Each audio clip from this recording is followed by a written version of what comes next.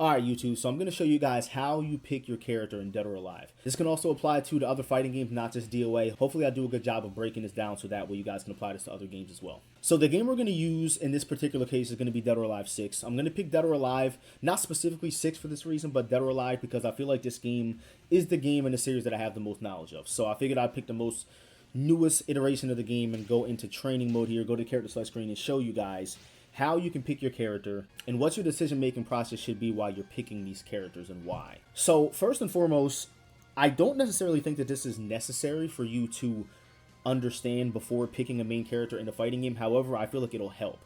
Sometimes you don't really know exactly what it is you're trying to accomplish in a game until you understand how to play the game.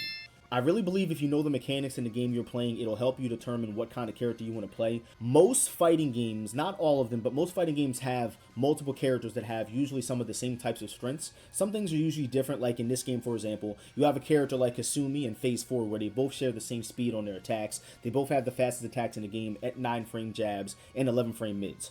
However, just because they're doing some of the same things doesn't necessarily mean they function exactly the same as a character. You could decide that Kasumi works better for your playstyle over Phase 4 or vice versa, depending on what it is you're trying to accomplish in the game. So with DOA in specific, this game is awesome, especially because of the fact that you have so many different types of characters for different types of players. You also have people out there that can play any character in the cast and play them at a very high level just because of their understanding of the game and how it works. Even with this, you have people like Knee and Tekken that can play every character in the game. I've always believed that if you're somewhat of a character specialist and use maybe 2 to 3 characters max, I feel like you'll do much better in the game because you just have that comfortability for every single situation that can get thrown at you. There's constant times where I watch tournaments and high-level play where I see that people are not capitalizing on maximum punishment and maximum situational awareness, and I feel like it's a lot to do with them not using a character that they're super familiar with to that max level. So in Dead or Alive, there's so many different types of characters you can pick. I really do believe that this game has a character for everybody. If you're getting into Dead or Alive, chances are this is not your first fighting game. That is a good thing. And the reason why I think it's a good thing that if you're getting into a new fighting game and it's not the first time you've played a fighting game, you kind of already have an idea of who you want to play with and the type of character you want to go for. The crazy thing is that I do know people that play really fast, really cheap characters in some games, and in other games they play really slow, really shitty characters in other games, and I've never really understood that. You also have people that tend to play top tier in every single game they play, even though it's been proven time and time again that it doesn't really matter what character you're playing, it's all about the person who's using that character. Do not be fooled, there's definitely a such thing as tiers. If you play with Raido, you're going to have a hard time fighting Genfu. You understand, Genfu is a top tier character, Raido's a low tier character, so there's going to be struggles there, and you're going to have to work your ass off probably 40 times harder. And some people go by just that when it comes to the characters they're picking in fighting games. Back to what I was saying before, Dead or Alive has a bunch of different types of characters in it, and there's multiple different types of character archetypes in this game. So for example, if you like grappler characters, you're not limited to just using Bass. Maybe you don't want to use this big smelly wrestler motherfucker. You have characters like Tina, she's also a grappler. You actually have this character here. They did this in one of the last patches. They made Hinoka a grappler.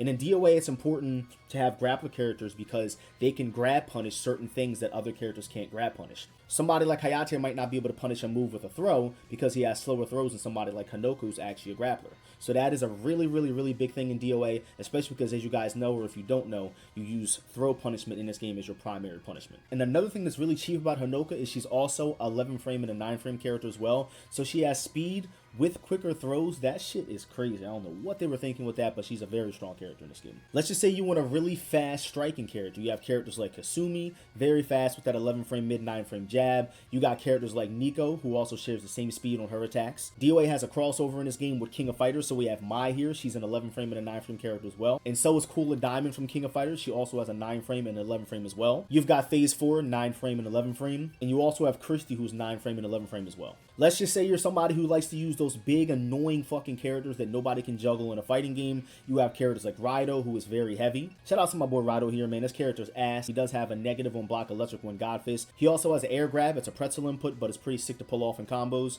You got my boy Bayman here. Not very strong in this game compared to what he was in DOA 5. I think you can still get the job done with him a little bit, but he definitely struggles in this game. You have offensive holds in this game, which Bayman actually has is very strong. It has the ability to eat buttons if somebody's attacking from disadvantage or out of stun. Kind of works like the the way Tekken throws work a little bit when it comes to them clashing with attacks. You've got Bass. He's your traditional big giant wrestler biker motherfucker in the fighting game. He has the 13 frame and 11 frame, which is very slow. Generally, the bigger characters in DOA have slower attack speeds. My boy Rado here has a 13 frame mid, 11 frame jab. Bass also shares the same thing, but he does have access to a P+K, which is very fast, and it is a good counter hit tool. And it's also a very good get off me tool. Let's just say you don't want to use any of those characters and you like use a female heavyweight. You've got Rachel. She's very slow as well. Very, very heavyweight. You can barely do any juggles to this character. She's got very strong offensive holds and she has very good stun game. If you're okay with settling for characters that are moderately fast, meaning they're not very slow and they're not very quick either, you have a bunch of characters in this game like that. In my opinion, the best grappler in this game is Ryu Hayabusa. You guys are probably wondering why is Ryu Hayabusa from Ninja Gaiden the fucking grappler. But he also has something that's unique next to Hanoka. He has faster attack speed. His jab is 10 frames. His mid is 13, but his jab is 10 frames. And that's very strong for him, especially because of his general game plan in this game. You have my character Hayate that excels at spacing and keeping your opponent out. You got characters like Hitomi, which is like your Lydia karate chick of the game. You got my boy Rig over here, who's like the Horang of the game. He's got some pretty decent speed on his attacks. He has a 12-frame mid-kick counter-hit launcher, which is very strong with his 8K. You've got Lei Feng, who has those offensive holds that eat up attacks that I was telling you guys about. If you guys are curious as well, offensive holds not just beat buttons from disadvantage, but they also beat blocking opponents, sidestepping opponents, and holding opponents. So as you can imagine, if you have an offensive hold, it's a very strong tool. Lei Feng has those, and she's not super quick or slow, but because of the fact that she's not either one of those, and she's in that middle category, and she has an offensive hold with some really oppressive sabakis and parries, she's very strong because she has all those in one kit. Every fighting game has a Bruce Lee-ass character. Jan Lee is the Bruce Lee of this game. The unique thing about him is he has a 10-frame jab, but he does have an 11-frame mid. He's not the only male in the game that has that, but there's only 2 male characters in this entire game that have 11-frame mids. They're generally stronger than the female's 11-frame mid, so they actually will beat an 11-frame mid from a Kasumi or a Hanoka. They have the strength bonus, so because they're stronger, they're gonna beat them even though they're the same speed. The crazy thing about Jan Lee is that I swear, people that use like Bruce Lee characters in fighting games are always laggy. And the same thing goes for Law and Tekken. They're always fucking 1 bar on Wi-Fi. I don't understand why. He's very fast because he got the 11-frame mid and it's followed up by a lift stun. It's very strong. Then you have Zack.